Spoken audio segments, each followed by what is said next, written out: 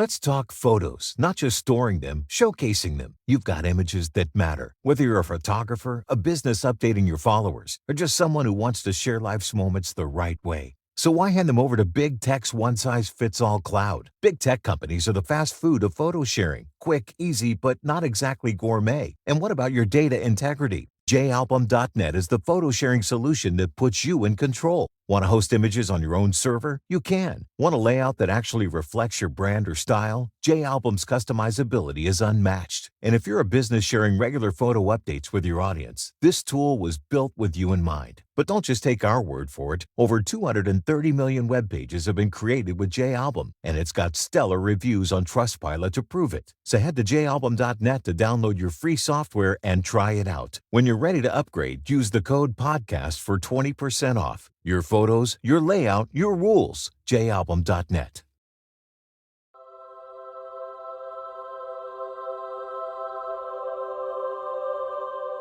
Hello, everybody, and welcome to a brand new episode of What's Love's Got to Do with It. Oh my God, I sound like Courtney Act then.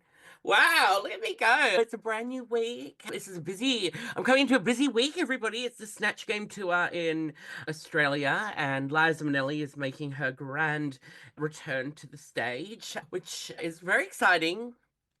The Snatch Game is quite a demanding show, actually, because your brain is like constantly going, but also my voice goes. So it's gonna be an interesting time, but I'm very excited. So this is a tour week, but I did have some time to sit down with one of my beautiful sisters that has been requested on the pod, and I'm so glad that we get to have her on. And it is, of course, Art Simone from season 1 of RuPaul's Drag Race Down Under. And I absolutely just adored having Art on the show. I called her the keeper of the tapestries. Her love for, oh, I just spat.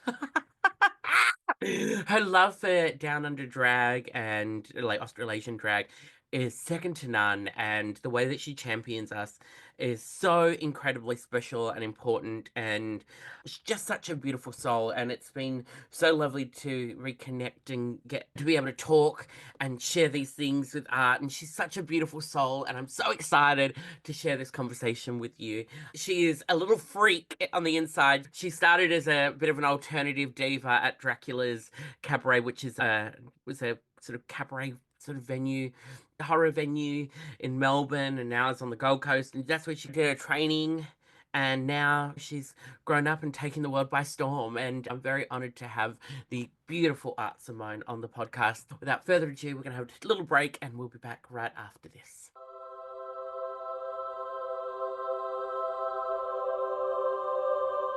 All right, everybody, welcome back to What's Love's Got to Do with It. And I am finally so excited to announce it is the one, the only, the wig hoarder, Art Simone! Hello from me in my Wigador room. Here we are.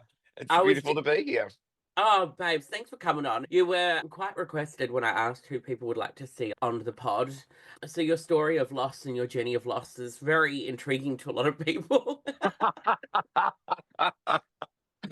Oh, look, it's a very polarizing experience that I've been through. Jeez. Oh, babes, but it's a full circle moment for us, because like we've known each other for like nearly the whole time that we've been doing drag. Yeah. Well, through social media, I think it was like Facebook originally, where we initially started chatting and admiring each other's work. Because you were what I live for. Like you were you did all the stuff with, what was it called, the Draculas. So you're doing all the dark and scary and freaky shit that I loved. Yeah, no, I started being an ooky spooky little drag queen. I started working at Dracula's when I was 18, and it was so lame. Like when everyone's like, what do you want to do when you grow up? Where do you want to work? What do you want to do? I was like, I want to work at Dracula's. And the moment I turned 18, I went and submitted my resume and started working there. And it was one of the most exciting times of my life, because I was getting paid to dress up every single night and be an idiot. And they were really wonderful, the owners at Dracula's, because normally people would work there and they had a character and they would always look the same. But with me, they're like, as long as you're in the same costume every night, the way you look from the neck up is totally up to you. You can be whoever you Ah, want to be. You can go for your life. And I really did. I really set myself a challenge to try and mix things up every single night. Some of them were good, some of them were bad, but it was really wonderful that I knew I'd just pop in the next day and have another go at something else. I love it. And with your role like a photographer, were you a photographer there? Yeah, so I had a few different roles over the years, but I was first brought in to do all the photos of people and work in the shop. And then I was shop manager for a while. So then I was running like all the merchandise stuff as well as all the photos. And then I was doing drag on the side at the same time, like outside of the Mm. castle. And that started to What really would they take call off. it? I call it the castle. But that my drag career was starting to take off. So I stepped down from the managerial position and would just float in and cause a ruckus. And then I got cast as like an understudy. So I was doing the show there and helping out with that. And then I left because I wanted to be a drag superstar. And here we are. I know, but I was good 7, 8 years there. It was a really good time, and I'm so fond of it. A lot of people leave jobs like that and they're like, oh, never again. But it is so lame. I still have dreams about working there, and they're great dreams. They're fun dreams. Oh, I love that because it's I now it's just on the in Gold Coast, isn't it? Yeah, yeah. And if anyone's listening that doesn't know what Dracula's is, it's a cabaret theatre restaurant, very kitsch, but it was the first ever one in Australia. Latiki and John, who are the parents of the owners of Dracula's, they started the first one and then it went down the Newman family. And they've been going for, God, 40, 50 years now. And the vampires, they're staying. They're staying. Can I clarify? Because I never got to do Dracula's, but did it have a ride in it? Yes, it has a ghost train. What? It was so fun. Yeah, so you arrive, you get put into this mausoleum, you get buried alive in this pre-show entertainment, then you go up to the bar for a drink, and then the way to get into the theater is through the ghost train. So it was just so much fun. Sometimes when I used to just work on the floor, I'd be stationed in the ghost train and I'd just be scaring people all night. Great. Great That is a job. good job. We can't do Yeah, that now anyway, so we may as well get in there exactly. and do it actually for money rather than just Yeah. freaking people out on the street. Yeah, I got paid, which is really wonderful compared to just scaring people every day. Love it. It's so fascinating because that arc, that journey of studying in Dracula's to now, I think it all kind of ties in for you, makes a lot of sense. Was that where you started training your brain and training yourself to do like different looks all the time? Because your looks is what rose you to prominence, I think, with the Yeah, photos. yeah.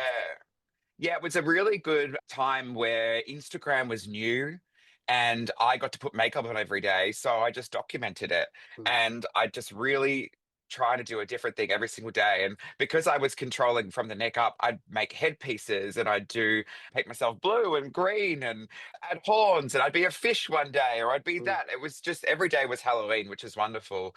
But the other skill that Dracula's gave me was the ability to communicate and talk with people because yeah. I would have 315 people every single night that I'd have to speak to every single one of them. And for a lot of them, they'd never experienced drag before. They'd never experienced anyone like me. And you'd instantly they'd be a bit standoffish because traditionally with drags, a lot of the people coming in would be a big busload from the country that are there for a bucks night or a hens party or a work do.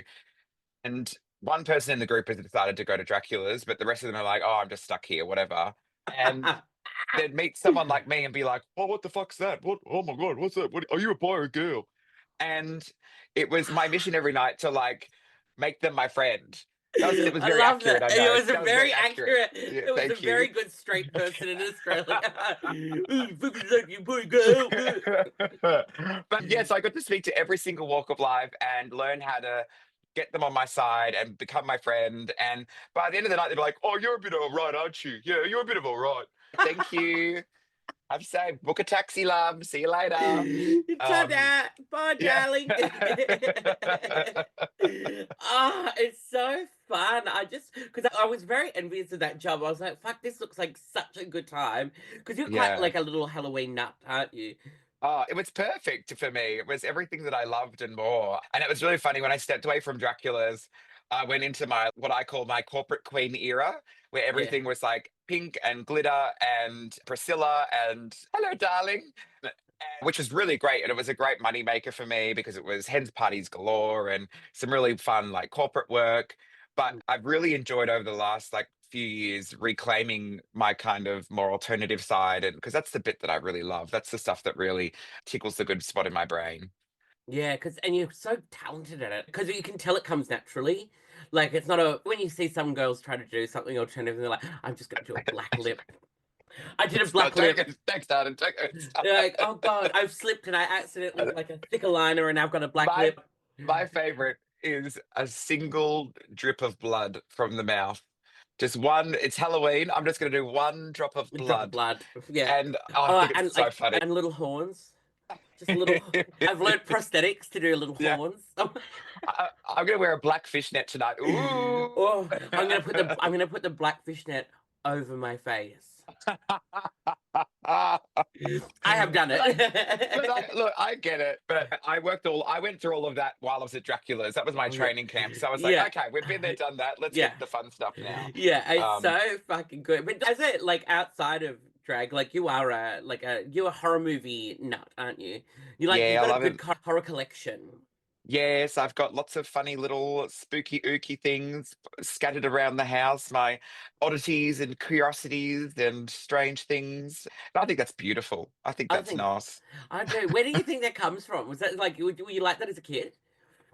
Yeah, I think, well, look, I think it's this thing that a lot of us, and especially queer people, are doing is we're regressing into like our teenage years and wants and passions and using our adult money to be shameless about it, or maybe seeking out the things that we didn't get to have as teens. And it was always there. I've always had a morbid curiosity, but I think I just love the drama of it. It's all just a bit dramatic, isn't it? It's all just a Yeah. bit like, ooh. Oh no, that's why I love it. I love a horror movie like you know where it's all gonna go. Everyone's gonna Yeah, be dead, but yeah, it's how it's gonna happen is what the fun yeah. part is. Oh, And it's like Megan, the new Megan movie comes out, and I'm going to see it tonight. And I'm so excited because it's just horror movies. People don't also realize they're so camp. They're just ah, stupid. And that's the fun bit that I love about it. It's all just a bit ridiculous. I'm not a big fan of those really like gory, like Saw 5, where I'm going to cut some people's fingers off for the fun of it. yeah, No, give me a campy horror icon, and I'm there. yeah, yeah. I've started getting like in my algorithm this like they upload old clips from horror movies from like the 70s and the 80s. And it's so good. There was some woman and she's just screaming, and this guy like lops her head off, and it's just a mannequin head rolling down it. I'm like, it's so good. But that's like kind of what drag is really. We've got this idea of what we want to happen on the show. And you're like, we don't have the budget for special effects or high-end things, so we're just gonna throw a Yeah. mannequin head across the Yeah. room. Yeah, but it's still tricks they use in theater. Like I've seen some clips of Death Becomes Her on Broadway, and they're still Ah. using these like tricks. They're throwing mannequins across the stage, they're doing body doubles, they're doing like Oh, all of it. it's the body doubles that are men, like brute Yeah. men coming out as the women. Like that Yeah. is killing me. It takes me to another place. Like, and you can Yeah. see them. They're like, like these who are probably faggier than us. Yeah. Like, Yeah. but built like brick shit house gun. Yeah. Fuck, I love it. It's so good. Are you obsessed with it? Have you listened? With Are you a what? musical girl? Death Becomes Her. I am, but I'm not like full intense. I find the ones that I love and they become my little passion projects for a while. But I don't like to listen to a musical before I've seen it because I want to enjoy it and see it for the first time. You're one So of like those. yeah, so I'd never heard any of the Six album except for seeing people perform random songs, but I had no idea where they were from. And then when I finally saw it in person, I was like, oh my God, now I get it. Oh, we've got Beetlejuice here in Melbourne at the moment, and it's been up for like 10 years or something at this stage. Mm, But I refused to listen to the soundtrack. And then I finally saw it the other week, and it was incredible. So I'll have to see it first, and then ah. I'll have a squiz. So I've That only heard a couple of songs from Death Becomes Her just because they're all going viral. But it yeah, is excellent. I'm the opposite. I can listen to it from start to finish, yeah. and I've been sleeping to the soundtrack. Like on the I've been on a couple of plane rides, and I've been. Don't you? But don't you feel like then when you go to finally watch it, you're like, oh, and then this is going to happen, and then this is going to happen, and then this is going to happen? No, because I think in my mind I go like, how is it going to get to that point? How like where like I because I know what it is. How is it going to look? how it Yes. will to what it sounds like. And when I see it, I'm like, oh fuck, that's so Yeah, good. yeah, yeah, yeah. Because there's bits in there that's got like random like hitting sounds and smacking sounds. So I can only imagine it's a fight. But how the fight looks, now that is what I want to know. Yeah, true. That's like even I don't know, because even with Lady Gaga coming here later in the year, I don't want to know the set list. I just want to watch it for the first time and go, I don't. Yeah, I love it. I'm so excited for Gaga. Me too. We've got both tickets to both Melbourne nights, Yeah. so How did you manage hopefully. that? That was like a Hey, shit fight trying to get into oh that my God, pre-sale. you had it even worse because you had Ticketmaster. I think we had Ticketek for some weird reason. And whatever the Sydney one was, the system that you guys had was Crashed. awful. Was I was very lucky. I was on the pre-sales and when I jumped into the queue, it was I was only like 3,000 in the queue. I was like, "Oh, I think I'm gonna make it. And I did, which was great. Oh, look at you. Art Simone, you're so lucky. Well done. I'm proud of you. Hey, there was a whole team of my friends all looking going out for the same thing. We made it happen. It's all it's community. It's It's community. community. Yeah, who's got a Vodafone code? Who's with Vodafone? Oh, literally, I'm not with Vodafone, but I had 8 by the end. I was like, perfect, let's go. That's how you milk this. That's how you like. You got to use the system and Yeah. milk the system that milks us. I Yes, tell ya. exactly. Yeah. Yeah, because I was we were like the same. We ended up having about 4 or 5 codes, but then none of them worked because the whole fucking thing crashed. But we got there in the end. We got the tickets now, so we can go to Lady Gaga. And I remember back in the day when you go to the Gaga concerts. Did you have you've done them before? Yeah. And and Yeah. we dress up. We dress up. That's how I met some friends that I still have today, is because I was one of those mosh pit kids that would wait out the front from 9 a.m. in my full like glamour that I'd put together. And I remember we sat outside like Rod Laver Arena waiting for her car to arrive because you could see when her car See, arrived. And like we'd wave when she got out of the car. And I was like, oh my God, I saw her, even though I saw her with some sunglasses walking into a building and I'm about to see her on stage. But anyway, it was intimate. It was beautiful. yeah, it was a different. It was a moment to connect us. Yeah. I was the same. We were the fucking same. I Yeah. die Yeah. for it. It kills me Yeah. because I went with my friend Greg, who now does he runs a makes his own like sunglasses. They're called a Oh, rock on a cool. lens, and he's really Yeah. cool. But he used to make all these like little pieces. Like he was very crafty, and he sewed barbed wire onto the shoulders of this jacket, and I wore it, and I'm like moshing and dancing, having a good time, and all these people around me just covered in blood. That'd never happen these days, would it? No, Jeez. you can't. Like, it was so funny. I'm like just cruising and dancing, and you see this girl with a cut in her face and like the cut arms, and I'm like, Hey, that's one way to get to the front. And you're a bit shorter, so you need to get as close yeah, to the front as you can. just So do a shimmy through. bloody hell. I've got anxiety thinking about Gaga because I don't think I've moshed or been in general admission since that time, since the last Lady Gaga shows. So I'm like, I don't know if I'm committed to this. I don't want to stand up for this many hours. Come I on, what's know. going on? Because it gets to that point, it's oh God, we have to deal with the children now that like we were the kids. I tell you what, have you gone back to see any of like your fave bands now that they're all re-touring again?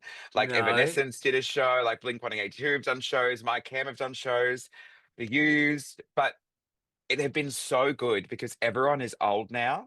So the energy is just wonderful. People are so like polite. You can clearly see that these like mums have dug down to the bottom of their wardrobes and found their demonia boots and strapped them on for one extra time.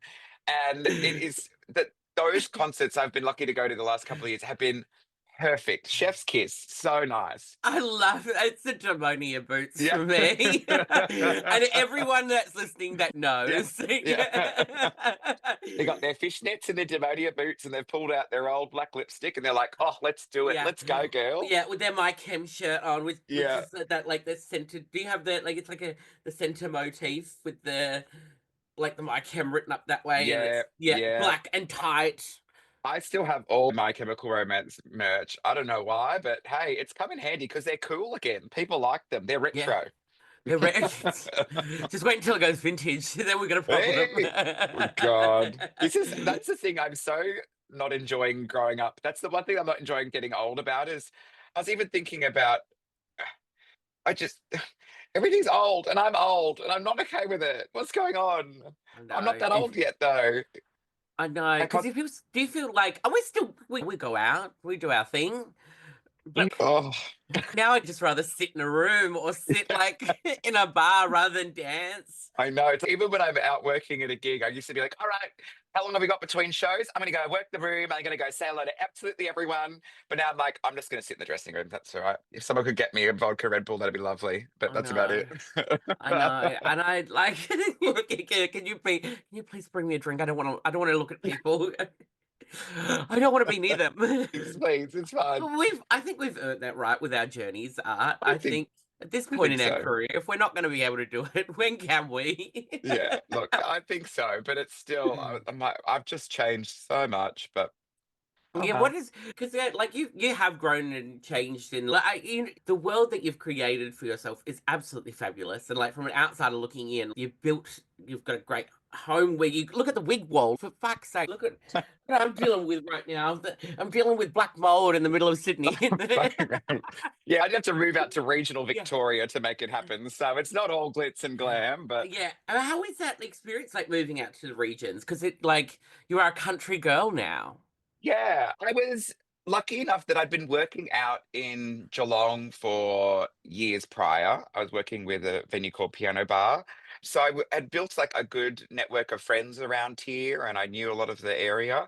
So when it came to growing up and wanting to settle down and find a place that has enough room for all of my shit, Geelong made sense because obviously cheaper house prices. But I really like it because it means I can really get away and just calm down and recharge. I'm a really big believer in having my personal space and getting away from everything just to recharge myself, make myself feel the best I can to then go out there. And because the job we do is so taxing physically, emotionally, socially. So I enjoy having my quiet little patch of grass so I can come home and be surrounded by my little kitty cats. The only thing and I drive, so it's not too much of an issue for me. That's when I can rehearse my numbers. But the only thing that like I miss is spontaneity. I can't do anything spontaneous anymore. I can't have my friends be like, "Oh, do you want to come out and meet us here? We're doing this now," or "Do you want to go and see this tonight?" Oh no, I can't because I'm all the way Yeah. out here, and by the time I get there, blah blah blah blah. So that's the only thing that I miss. But that's what the internet's for, and that's what having pets is for. Yeah. And my wallet thanks me anyway. So it's all Well, good that things. I suppose, yeah, those I can tell you the nights of spontaneity, they do wreak havoc on your bank account. Oh, that sounds like a great idea. Let's go. Yeah. Oh, Yeah. we're eating noodles for the rest of the week. Yeah. Hey, whatever it takes. Whatever. It's ebbs and flows. You Yeah. just got to take the good with the bad. Yeah, did you like we're gonna go a little deeper, but I know your journey on Drag Race, it was quite a challenging experience, I think, for you, and you were quite open with how that felt and but now where you're at now, have you found a new way of doing drag and being able to separate that experience from Drag Race to where you are now? Have you been able to do that? Yeah, time heals and time is a wonderful thing. It's been 4 years since we did that, which That seems is like, wild. yeah, it doesn't seem that long ago, but it's really helped me to move on and like close that chapter and appreciate everything for what it was. And it took a long time for me to not forgive myself. That's not the right word, but to not be so hard on myself for the way I reacted and the way I expressed myself. Because instantly, if we talk about my infamous elimination and exit interview, that did haunt me for a very long time. And it was a really polarizing experience for people to view because prior to that, they really hadn't seen someone react so passionately in that moment. Yeah, Because it was visceral reaction, like yeah, I we're, understand. yeah, we've been trained that you go, "Oh, thank you so much. And it's been a pleasure. Grateful for the experience. Goodbye." But I don't think people understand that this, for a lot of people, is our livelihoods. It's something that we've worked our entire adult lives to get to. It's Mm, something that there's a lot of pressure. And one thing that was taught to me post the experience was that it's okay to be upset. It's okay to feel things and it's okay to be passionate. There's mm. nothing wrong with it, despite what people may comment or say or whisper behind your back. One thing that really I'm really grateful for Drag Race is that I learned how to cry, which sounds so stupid, but I was hard, like I was dead on. I didn't feel any emotion. I always had a goal. I was going to get there. I wouldn't process things. I just move on, next, next. And I just never cried. And I never felt anything. I never let myself. And Drag Race really taught me to feel my emotions. And years later, I now understand that's a good thing to do. It's a good thing to feel something because then you can really process it and then you can move forward and you can, it also shows you how much something may mean to you. And that's great to be passionate about something. That's been really good for me moving forward. It's to learn that it's okay to be human Yeah, sometimes. because I think that is the one thing that I think you're so correct. The audiences, they want the drama, they want all that, but then you show too much, and then you're a problem, and then they come at you, and they definitely came towards you, came hard. They like you're ungrateful. How could you? Yeah. But you provided a real human Yeah. emotion, and I Yeah. think. I would say that probably like, and I remember watching it, and I was confronted, but I think it also I was confronted because I think it put up a lens to a lot of people to go, this is a human being having a human moment. Hmm. Sometimes that makes you feel uncomfortable. And you got to sit in that uncomfortability. So I think you taught a lot of people a lot of lessons there, Art Simone. Yeah. And look, we made a viral moment that has lived in Great TV in like brilliant TV, bitch. yeah, I look, looking back on it now, there's not many Down Under moments that have transcended the franchise and moved into the Brought a vernacular. Drag Race knowledge Yeah, and community, and that is one of them. I'm grateful to look back on that and be like, do you know what? People know who I am. It's camp, and I made merch out of it. I yeah. we cut it into. I toured with et cetera, after our season across the country, and we put it into the show. So that was great. Aversion therapy for me, as in I was just so used to the audio now that it doesn't really affect me. Because listening back, like you can hear just how upset I am. Like you can see my lip quiver and you can Yeah. hear my voice stutter. It is It is, horrifying. and It's like it's so artistically done as well. Like it's the crying and then the look down and then the look yeah. up, and you're like, "Fuck!" And I think that's the power in it. You got to reclaim these moments. You got Yeah. to reclaim it because I Yeah. think if you run from it, then that gives power to people. Whereas Yeah. you've just fucking gone balls to the wall, going, "You know what? Fuck you. This is my moment. Buy my t-shirt, assholes." Literally buy my t-shirt and I still see them out in the wild and it makes me laugh because it's hey, we did that. We did You that. bitch, you did that, mama. You did.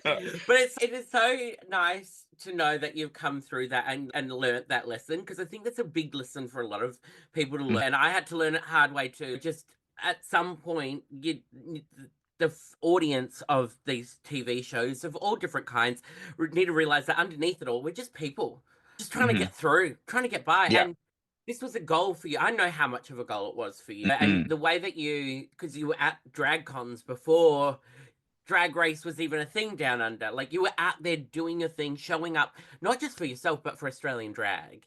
You've Yeah, always championed that. there'd been a lot leading up to it for years and years, and we'd finally got the opportunity and the experience, and it's just not the way it was meant to plan out in my head, and that's why it really hurt. But look, here we are now. It's all fine. It all came out in the wash. And we've got some really I'm just really grateful that we finally did get the opportunity to have Drag Race down under because it has opened up the world to see some really talented individuals, and that was always the goal, is to show off how cool our drag is, how special our drag is. Yeah. And I'm glad we really got to do that, and we've at least opened up even I don't know if you remember, but when Drag Race, like the standard seasons were so popular, we began to become invisible within our own drag scenes and community to like the broader people. Like meet someone like, I love drag race, I love drag, but they don't care about you. They don't care about what you have to offer. They don't care about your skill or the local people around them. They're just watching this TV show. So Mm. I am really grateful that at least it put some eyes back on us from within our own community. Sure, Yeah. overseas, whatever, but I'm just so passionate about promoting Aussie. Australasian drag within our own communities and with our own people, with our own audience. Because drag is so special in Australia and has such a vibrant history. So I'm glad that we've been able to further that and bring it into the modern age a bit more because we haven't had anything since Priscilla. I know. So And like, that's the thing. The stories that you hear, especially from the old ducks, mm, fuck me. Like when you listen to the Lay Girl stories, like it is yeah, wild the history of yeah, drag. yeah. That's one thing that I'm up. It's a shame that Drag Race is only a vehicle for a certain type of performer because while we've been able to platform 40 people so far, we haven't really been able to tell the stories that need to be told as of yet. And I don't know whether that is an issue just because we were merging two different countries together and different cultures that why didn't we have something about the Lay Girls? Why didn't we have we never really had a full Priscilla Yeah, which is anything. bizarre. Or a real Yeah. Kylie moment, or like Oh, a Mardi no. Gras moment. Yeah, there was a lot that wasn't really told properly. There might have been hinted at, but you had to join the dots yourself. But some of my favorite moments from international drag race franchises is where they've used it as an opportunity to educate people and educate on the history. And it just quite didn't get there and hasn't got there yet, but maybe we'll be able to eventually get there if we get another Yeah, season. I hope Um, so. Because we've yeah, got so much. That's the thing. It's all really untapped at the moment. There's so yeah, much still to go. That's yeah, why I don't wish the end of it, and like I'm very grateful for it, and I love it.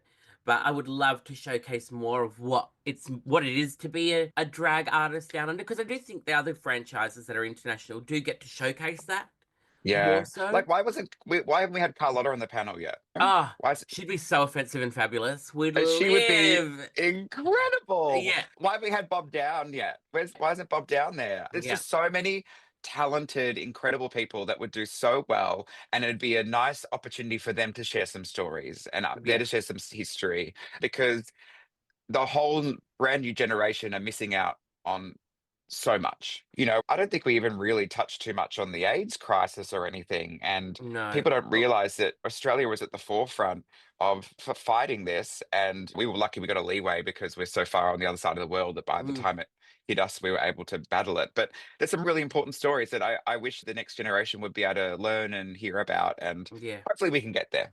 Yeah, I've got my fingers and toes crossed. But you're doing that stuff with your books, like the way you're like the book that you just released. How long Mhm. has it been out now?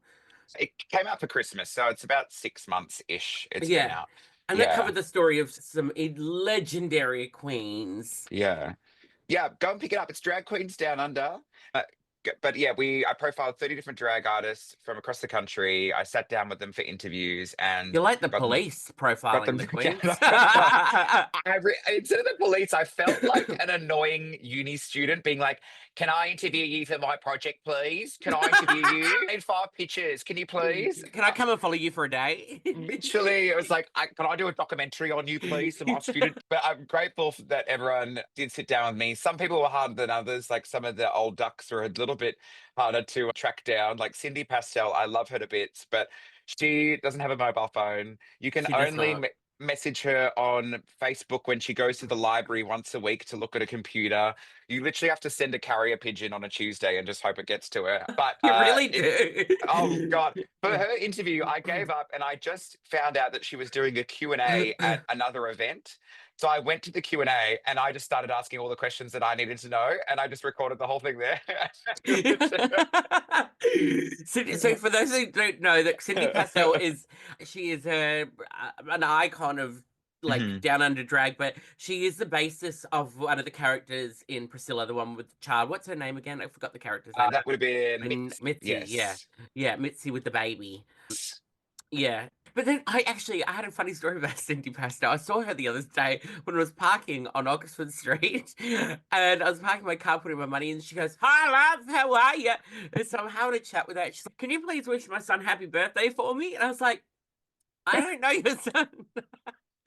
But sure, I'll do it. Can you put it on Facebook for me? And I was like, That's the thing. She doesn't even have access to her own Facebook account now. So now Bob Down has to put a status update on his post and just tag her and hope that people see it. It's so funny. It's the most boomer coded thing in the world, and I just yeah. love it. It is Oh, chaos. It is so yeah. good. But as a fellow Australian sister, I salute you for the work you do in exposing Australian artists to the world. Like, you do such a good job at it. Do Thank you you. enjoy the process of writing? Yes, I do, but I have a lot of trauma with just chasing down every single drag queen with that project. It was Mm, very stressful because if you've ever put together a drag show, times that by 50. yeah. But it was really nice. And I learned a lot of stuff that was really important. So it was really easy to put it all together and piece it together because there was such special stories and fun stories and sad stories and important stories. Speaking on the Lay Girls, I got to interview Vonnie, who was one of the Lay Girls and traveled around the country. And some of the stories she shared of these outback towns she'd go to, and they'd either be chased out of the town or they'd be told they can't use the bathroom, or there was one story where they did their big show, the Lay Girls, and they went back to their accommodation, and the woman that owned the motel said, "I'm so sorry, but you can't stay here anymore. I've had all these people saying they're going to break my windows in, like trash this venue because you're here and everything." She's, "I'm so sorry." But this woman made like packed like sandwiches for all of them and food and gave them as much as she could because Um, she was so sorry about it. So there's also really wonderful stories of kindness that we've experienced. But the kind of scary thing was interviewing some of these older queens and hearing their struggles and their stories and what they went through and realizing we haven't progressed very far. And that is that's, terrifying. It's yeah, terrifying that some of these stories that they told me, they could have happened last week. And that's the kind of the really grounding moment where it's like we still have a lot of work to do. yeah. And that's it. Like, I say that to all these young kids because they do believe, I think they're so comfortable in where they're at and they haven't really faced these adversities head on or seen them like our parents and family have, that I think they get so comfortable that they start infighting and starting playing with these small things that don't mean anything, when reality is right around the corner is coming a big fuckload of fuckery that's gonna fuck us up the fucking fuck shit pipes. That's the Quote me on terrifying that. thing. That's the terrifying thing at the moment is all of these really insular battles that are happening within the community that really aren't the main issue. You just need to look outside the window and realize what's around us. Sure, we can feel really safe in our little bubbles, but the people are crouching on our spaces. They're being shut down. Our livelihood and our way, like our safety, especially for our trans brothers and sisters, Oh, is terrifying. yeah, And it's teeter it's tottering on an edge of just going. yeah, and it's almost like we hit the pinnacle. We were in a good spot for a while, say when we had World Pride was like the moment where being gay and queer was cool and everyone had their rainbows up and everything was fun and I The like gay throat coat. people.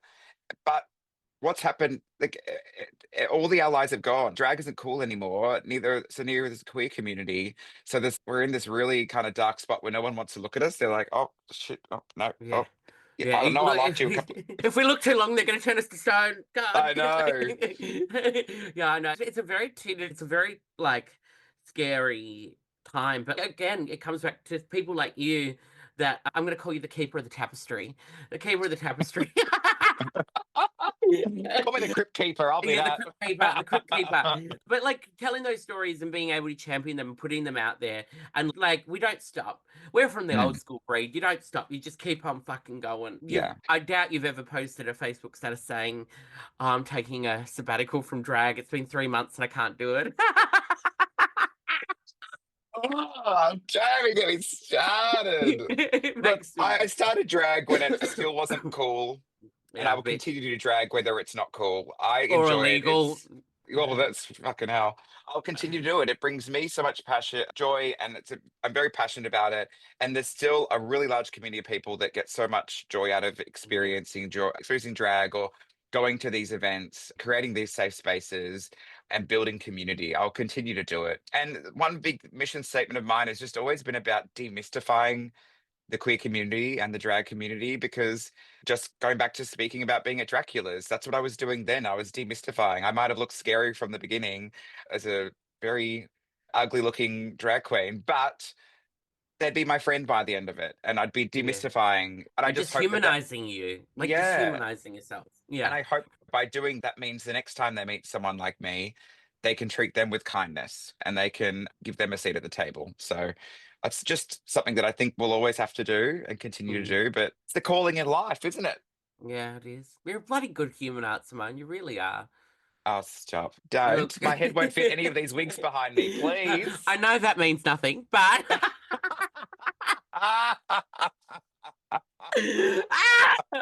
but Okay, I'll give you that one. I'll thank give you you. that one. I worked for that. That was a good one.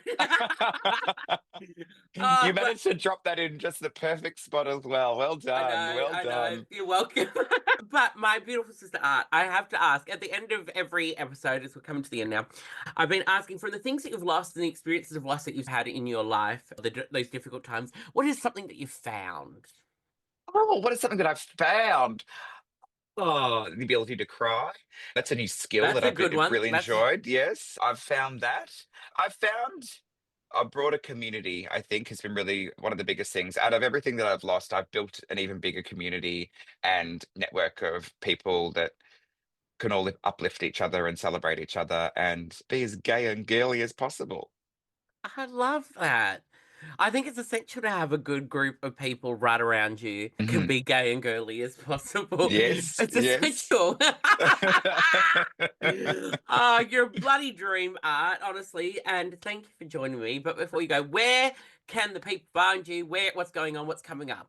Yeah, beautiful. I'm just about to head to Edinburgh Fringe Festival, starring Yeah. in Fountain Lakes in Lockdown with Maxi Shield. Is joining the cast, which we're very excited about. And that's a show that I'll be touring with for the next foreseeable future. We're doing a Christmas version in December at the Arts Centre in Melbourne, and then we'll be back on the road for Perth Fringe, Adelaide Fringe, Melbourne Comedy, Sydney Comedy, with the third version of the show, which will be a brand new one. Far Other than out. that, you can get my book, Drag Queens Down Under, at all good booksellers. And look at me. Oh, and listen, can I plug my podcast? Fuck yeah. Plug the pod, bitch. Or you can listen to my podcast, Conceal with Simone, wherever you get your podcasts as well, if you'd like to hear the dulcet tones of my nasal voice. Oh, and I'm sure they will. Honestly, thank you for joining me. You have been an absolute treasure and a delight. And I can't wait to give you a big old squeeze soon. But I will have to see you after Edinburgh. So, Yes, yes. yeah, well, After chill, Edinburgh, because. we'll be back and I should be floating around for some food. But also enjoy your Snatch Game tour. Oh, thanks, babe. But yeah, we're going to a Snatch game. Yeah, I'll tell them at the start. Oh, bloody love you, girl. We'll have the All best right. time in Edinburgh, and I will see you very soon. I love you. Thank you. Mwah, mwah, Oh. mwah. Bye. We'll be back after this.